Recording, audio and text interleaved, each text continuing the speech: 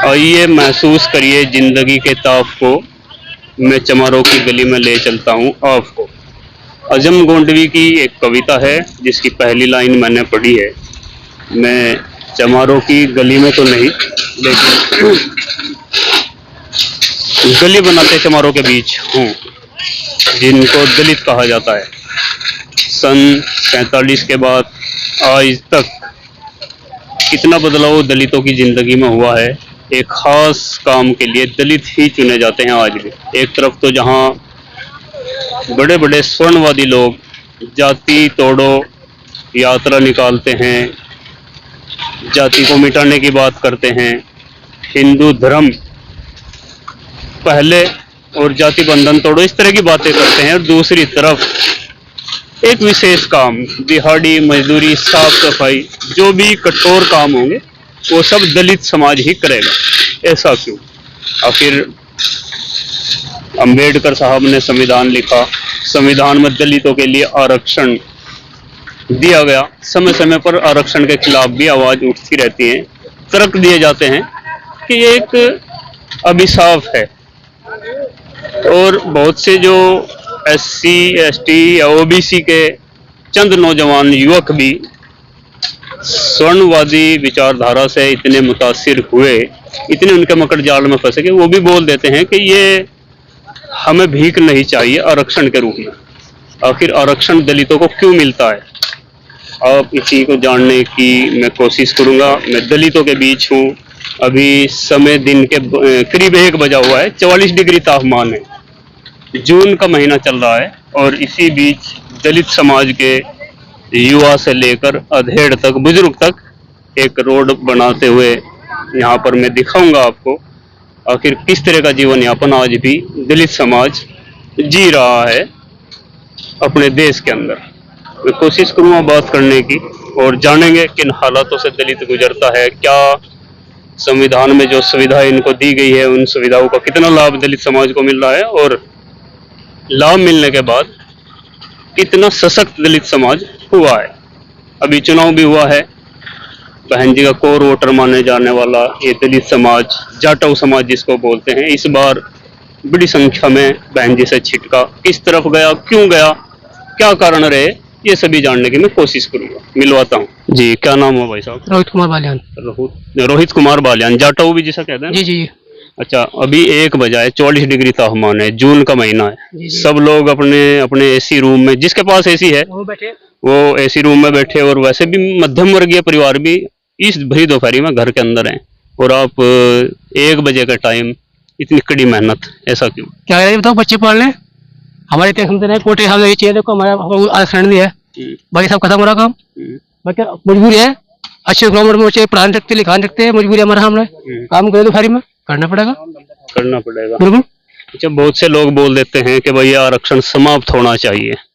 आखिर ये भीख दलित समाज को क्यों दी जाती है, इस पर क्या कहेंगे? इस पर क्या कहो जी, अंधे की सरकार है, क्या करे, सब दलित समाज तो धोखे में रहे और धोखे में रहेगा। समझ रहा, हमारे खिलाफ कोई आज उठाता, उठाने वाला दब जा, बताओ तो कितनी दिहाड़ी पड़ जाए इस काम में? हमें 400 रुपये पड़ेगी जी। 400 रुपये पड़ेगी। कितने बच्चे आपके यहाँ? 3 बच्चे हैं जी। 3 बच्चे हैं, पढ़ा रहे हैं उनको? सरकारी स्कूल पढ़ा रहा है जी। सरकारी स्कूल में? सरकारी स्कूल में पढ़ाने की मजबूरी है। सरकारी स्कूल में पढ़ाई कोई गलत नहीं है, कि पढ़ाना चाहिए, लेकिन सरकारी स्कूलों की जो हालात है वो सबके सामने है। कोई भी सरकारी स्कूल में नहीं पढ़ाना चाहता अपने बच्चों को, और बच्चों को नहीं पढ़ाना चाहता, लेकिन खुद अगर सरकारी जॉब लगे तो टीचर सरकारी स्कूल का ही बनना चाहे। जी भाई साहब, आपका क्या नाम है? मेरा नाम सताब सिंह है जी। सताब सिंह, जाटवी हुए ना आप भी? सब जाटवी हैं, करीब सभी दलित समाज के हैं। और ये रोड बना रहे भरी दोपहरी के अंदर, इन्हीं से थोड़ा मैं मिलने की कोशिश कर रहा था। तो आपके कितने बच्चे हैं? मेरे 5 बच्चे हैं जी। 5 बच्चे हैं। क्या क्या काम करें? मेहनत मजदूरी करें जी। मेहनत मजदूरी। बच्चे पढ़ाई भी करते हैं कि नहीं? हाँ जी, पढ़ाई भी कर रहेगा ना, मैं अपना ठल्ली भी है। ठल्ली भी है। तो इतनी गर्मी नहीं लगती? अभी पर गर्मी लगा, पेट ऐसे जो लग रहा है जी। अभी 1 बज रहा है, आप काम कर रहे हैं, छुट्टी कब करोगे? ये 1 भी बज जाए, 1:30 भी बज जाए। 1:30 बज जाए। दिहाड़ी कितनी पड़ जाए? 400 पड़ जाए, 350 पड़ जाए। काम चल जाए घर का? बज चलाना पड़ा, कुछ चलाना पड़ेगा। अच्छा, अभी चुनाव हुआ था और आपकी बड़ी नेता है बहन जी मायावती। इस बार मायावती के साथ ही गए या छिटक गए थे? छिटक गए थे जी। छिटक गए थे हाँ आगे ना भाई, क्यों? बदी जो कोई भी लावन लगा बच्चे बड़े नहीं जाए लिए। नहीं, मायावती से को छोड़ने का कारण क्या बना इस बार, क्यों नहीं गया मायावती की तरफ? इधर आ जाओ कैमरे की तरफ। मायावती के लावन उन्हीं के क्या नाम है, इधर आ जाओ, इधर इधर करो, क्यों नहीं गए? मायावती के लावन उन्हीं गए जी, क्या नाम है, काम में तो काम करने बतेरा करवाया जी, बड़े गुजर नहीं जा रहे। अच्छा गाँव में क्या नाम है ये हो रहा है। तो इस बार बीजेपी की तरफ गए या कांग्रेस की तरफ गए आप? कांग्रेस की गल। कांग्रेस की गए। अच्छा हाँ भैया, ए भाई साहब पहलवान आ जाओ, 1 मिनट आ जाओ। अभी एक सवा बज गया, अभी छुट्टी करी मजदूरों ने, अभी अपना कुछ खाना वाना खावेंगे, इसलिए भाई साहब 1 मिनट यार, अरे तू आ जा, अब तेरे पे बोलना बहुत बोल लगा तू। क्या नाम है? विकास कुमार है। विकास कुमार। शादी तो होगी आपकी? अभी तो है नहीं जी। अभी हुई नहीं। पढ़ाई लिखाई नहीं की? पढ़ाई लिखाई भी कर रहा है, मजदूरी भी कर रहा हूँ। कितनी पढ़ाई कर रहा?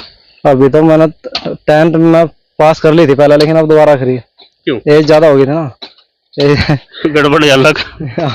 अब दोबारा पढ़ाई होगी ना। अब दोबारा पढ़ाई होगी। अच्छा नीचे आ जाओ, इतना ऊंचा ना चढ़। अच्छा ये बता तो युवा है जी, तो जो पुराना वोटर है वो तो बहन जी का बिल्कुल हाँ जी, हाँ था नहीं है भी, या बड़ा भी खिसका भी। और नहीं युवा क्या सोच रहा है? चंद्रशेखर आजाद हैं आपके सहारनपुर से ही हैं, उनके बारे में क्या सोचते हैं? जी, चंद्रशेखर तो देखो जहाँ भी मतलब लोगों के 2 पीढ़ाओं में मतलब एकदम 24 घंटे खड़ा ना, इसलिए आजकल की युवा जो पीढ़ी है चंद्रशेखर के साथ है। वैसे तो बहन जी और चंद्रशेखर में अगर एक को चुनना पड़े, किसको चुनोगे? तो बहन जी का तो जी सब सिस्टम खत्म है ना जी, क्योंकि कहीं अगर दलित समाज में कहीं कुछ घटनाएं होती हैं तो वहाँ तो मायावती का कोई कमेंट ही नहीं आता बहन जी का। अच्छा। और चंद्रशेखर मौके पे एकदम पहुंच गए। अच्छा, चंद्रशेखर लड़ रहे थे नगीना से और आपके सहारनपुर से थे इमरान मसूद। लोकसभा सहारनपुर ही हुई ना? जी जी। तो अब किधर गए थे? अब की बात हो जी, देखो कांग्रेस बढ़ेगा साहब, की बार कांग्रेस को सपोर्ट किया गठबंधन। कांग्रेस को सपोर्ट किया, क्या कारण रहा? कारण यही रहा जी, बस कारण यही रहा कि कांग्रेस जब गठबंधन है तो गठबंधन के हिसाब से। अच्छा, एक ये संविधान बदलने की बात आई थी कि मोदी 400 पार आ गई, तो संविधान इसका भी कुछ असर पड़ा? तो इन बातों को देख के तो भी गठबंधन की तरफ पहुंचे लोग। अच्छा, प्रधानमंत्री बनेंगे नरेंद्र मोदी जी तीसरी बार, अब क्या सोच रहे? प्रधानमंत्री बन गए जी, देखेंगे अब की बार भी देखेंगे इनका क्या कार्य रहेगा, मतलब इनका क्या करना है। दलितों के हक में कैसे रहे?